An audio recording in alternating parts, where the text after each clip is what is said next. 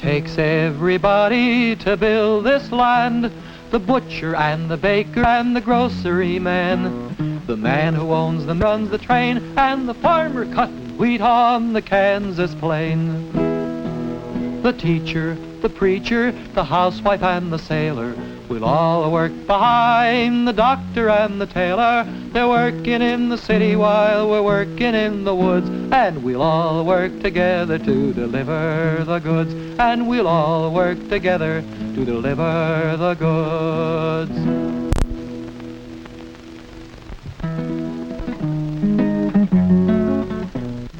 It takes everybody to build this land.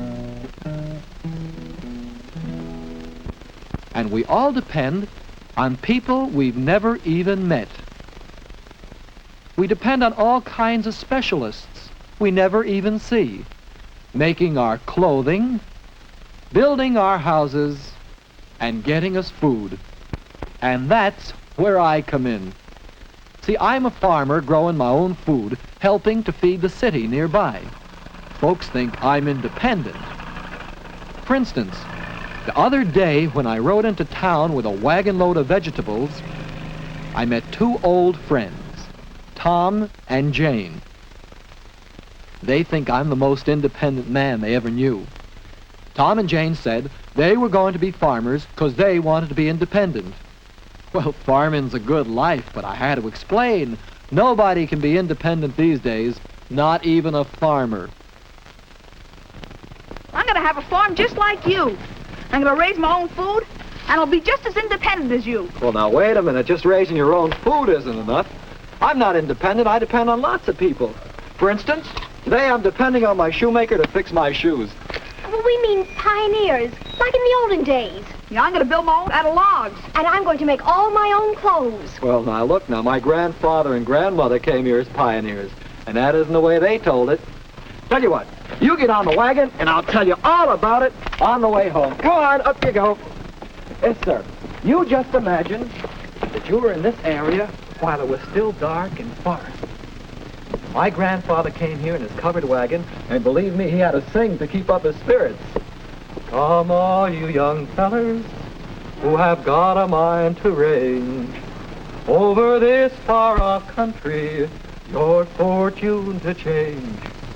And we'll travel off westward with our hammer and our hoe. Through the wild woods we'll wander on the Ohio. Get up, boy, get up. Get up. Come, all you young fellas, whosoever wants to go, and we'll all settle down. Grandpa and Grandma decided to be pioneers because they wanted to be independent too. But right from the start, they had to depend on other people. Grandpa couldn't have cleared the forest with his bare hands. Somebody had to make an axe for him. Swing that axe, swing it fine, chip that trunk down the timber line. Grandpa depended on other men far away to dig iron and coal, to make it into steel and forge it into shape. Dig that iron down the mine, pound that steel till the axe blades shine. Swing that axe, swing it fine, chip that trunk on the timber line. There were a lot of men in the mines and at forges helping Grandpa when he swung that axe. Well, it was only by using tools made by somebody else far away that Grandpa could shape the forest into a farm. I will build a log cabin for to keep out the rain, and I'll carve out a plowshare for to furrow the plain. It was hard work, but they had to eat. A man can do without a lot of things, but not without food. With my feet in the furrow, and the sweat on my brow, and the sun on my shoulder as I follow the plow. It wasn't much of a plow, and every time it hit a stone, it broke. But it did open the earth for planting the seed. Well, with Grandpa out getting food, Grandma could make other things they needed, like their clothing. And while you go out and hoe, I will sit at home and sew, and spin you out a kerchief on the Ohio, with the bobbin at the center and the treadle down below. I'll spin you out a kerchief on the Ohio. Yes, Jane, Grandma did make their clothing, but she also needed tools. And you'll weave me out a blanket on the Ohio. They couldn't have kept alive without any tools, but with tools, Grandpa and Grandma could carve a farm out of the wilderness and make things grow. A man needs a roof for a shelter and a shirt for to keep him warm. But most of all, a man needs food from the day he's born, so it's time for a shucking of the corn. It's time for a shucking of the corn. It's time for a shucking of the corn. Man needs food from the day he's born, so it's time for a shucking of the corn. With their tools, they could grow not just enough, but even more than they needed for themselves. And that's when they began to depend on even more people. You see, the work was hard because the tools were clumsy. Reaping wasn't easy with a short-handled sickle. One of the other farmers in the valley knew how to do good blacksmith work. So, Grandpa took some of the food he had left over to trade for a better tool. Just down the road there lives a man, a farmer with a blacksmith shop. He'll make a tool to speed my hand and help me raise a better crop. This part-time blacksmith promised to make Grandpa a long-handled scythe for some corn. By trading that way, Grandpa could spend more time at farming, because he didn't have to make his own tools. Now, the part-time blacksmith made good tools because he didn't have to spend so much time at farming. By depending on each other, they could grow more food and make better tools with less work. There's plenty more than we can eat. We'll share our crop with other farms. I'll trade the corn and sell the wheat and get a scythe to speed my arm. With the new scythe, Grandpa could swing wider and stronger when cutting down his grain. The better the tool, the more we can do, and the better we can do it. Well, before long, so many neighbors were trading with the part-time blacksmith that he could spend all his time at the forge. He became a specialist. For your cabbage, corn, or cow, he will trade a scythe or plow. The blacksmith is the man who does it all. Instead of the wooden plow that always broke, he made them a plow of iron. The furrows became deeper and wider. Oh, the work was still hard, but they were able to plow much larger fields and get more out of the soil. Well, better tools meant bigger crops, so some people could eat without growing their own food. They could do other things. That made it easier for the people who were still farming. For instance, they knew that other specialists were busy making shoes for them. For the cobbler is the man, the cobbler is the man, summer, winter, spring, and fall. Though your boots may crack and wear, he will keep them in repair. The cobbler is the man who shoes them all. Though your boots may crack and wear, he will keep them in repair. The cobbler is the man who shoes them all. They knew that other specialists were making houses for them, good shingles for their roof. With the mallet in his hand and the shingle on the stand, the carpenter's the man who builds it all. Yes, the carpenter's the man, the carpenter's the man, summer, winter, spring, and fall. For a sack of wheat or more, he will make a roof or door. The carpenter's the man who builds it all. And so, Grandpa and the other farmers and the cobbler and the blacksmith got better houses and better shoes because a specialist does a better job. The people who specialized lived near each other, by the banks of the river, where the water wheel could give power for machines.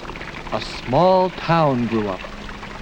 If you think about it, you'll see that's what towns and cities are, places where specialists work and trade. Yes, people who trade with each other depend on each other. The cobbler made his own shoes. The carpenter built his own house, but each did only a part of getting his own food, clothing, or shelter. Well, the town grew bigger and bigger and bigger. It's like a tree growing. It starts from the roots like we started from the soil the farmer tilled. As the earth gave more, we were able to grow away from the soil just the way a tree grows away from the roots. The way that the tree grows out of the ground is the way that the city grows out of the town. The men at the machine, the workers with the skill, they're a-building up the city round the factory and mill. Now the chimneys are smoking to give us all a sign.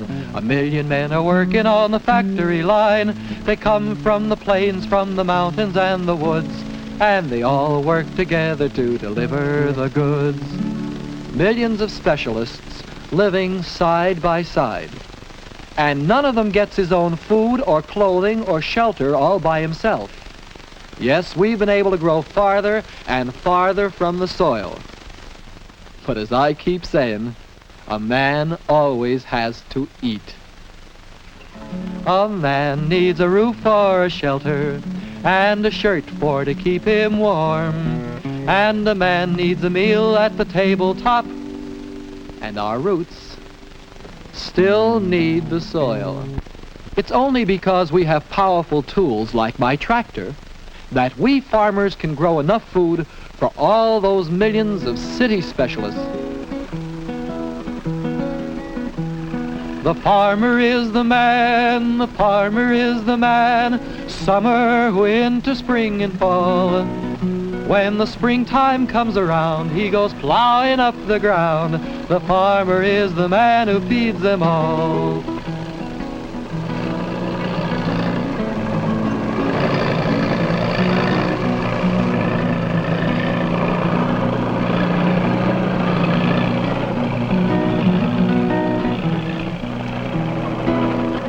In the springtime and the fall, when the corn is growing tall, the farmer is the man who feeds them all. Yes, the farmer is the man, the farmer is the man, summer, winter, spring, and fall. He comes a-riding into town with his wagon loaded down. The farmer is the man who feeds them all. He comes a-riding into town with his wagon loaded down. The farmer is the man who feeds them all. We farmers supply the food for the city markets. Grandpa supplied food for the cobbler, so he could spend all his time making shoes. The cobbler made the whole shoe, the form, the sole, and the upper. And he knew the man who wore it. But it's different now. Today, our cobblers work in factories, and they are a different kind of specialist. Each of them makes only part of a shoe, and it takes hundreds of people just to make one shoe. But these hundreds can make more in a day than the cobbler could make in a lifetime. That means I'm depending on hundreds of cobblers for just one pair of shoes. Yet these factory specialists make all these shoes for people they never even see, people I depend on, people in all walks of life. For instance, the fishermen bringing in their catch, their scaly gold. Our ships are in, the fish are caught, the cargo's on the shore. We'll dump our catch upon the docks and then sail back for more. With the blowy winds in the morning, blowy winds high-ho, fill the hold with scaly gold and blow, blow, blow. It's first unload the fish we stowed that once swam down below, and when they're stored we'll climb aboard and back to sea we'll go. With the blowy winds in the morning, blowy winds hi-ho, fill the hole with scaly gold and blow, blow, blow. I couldn't be bringing in the crops if they weren't bringing in the fish, supplying not only me, but the other workers I depend on, like the workers in the clothing factory, turning out clothes. Workers whose job is divided among specialists the way the cobbler's is today. Instead of Grandma making a dress by herself, thousands are working at making dresses, suits, and clothes. Working on the clothing, working all the day, cutting and a-shaping and a-scissoring away. Put them on the presses and you press them carefully, working in the clothing factory. Dresses, coats, and trousers, make 'em carefully, working in the clothing factory. And for the buildings we have nowadays, you can't just call in a carpenter like Grandpa did. We need thousands of specialists just to cut the timber and get it to the sawmill. Timber, timber! Man, that timber's gonna roll. Timber, timber! Man, that timber's gonna roll. It takes a PV hook in a redwood and a 10-pound chain on a pine and a sawmill down by the river just to get that timber down the line. Calling timber, timber! Man, that timber's gonna roll. Timber, timber! Man, that timber's gonna roll. Now you take a lumber yard in the city and a pulley spinning up on high and a good strong haul up a red brick wall just to heist that timber to the sky. Why, I'm even depending on other farmers far, far away, harvesting wheat on the Kansas plains to feed the people I depend on. Miners and workers in the machine factory and lots of others. You see, Tommy, with the tools we have today, farmers all over the country can produce great surpluses. These tools get their strength not only from the arms of a man, but from coal and gasoline and electricity. And thousands of men have to spend their time making the tool where only a few made Grandpa's axe or his scythe. For a tool like my tractor, you need miners who spend all day digging out tons of coal and iron. We need factory workers who mold that iron into shape and put it together to build tractors for farmers all over the country. Working on the tractor, working all the day, turning out the motors to gather up the hay. You bolt the frame together and you heist it carefully, working in a tractor factory. Set them on the axle, careful with the wheel, rubber bolts and copper, wire, iron and steel, rivets, chain and hardwood, heavy as can be. We're all working in a tractor factory, turning out a tractor just for me. So you see, all these powerful tools help me to produce more food so I can feed the people who make them. Whoa, whoa, boy, whoa! Hey, you're home right now. Come on, over you go. In other words, it doesn't matter what job I have. Everybody's depending on me. That's right, and you'll be depending on all those other people just to keep doing your job. Sure, when we work, we're all building together. It takes a lot of people to build this land, and everyone is lending a helping hand. The man who owns the mill and the man who runs the train, they're working with the farmer on the Kansas plain. In every city, the worker at the wheel is cutting out the clothing and stamping out the steel. They're working in the city while we're working in the woods, and we'll all work together to deliver the goods. We'll all work together to deliver the goods.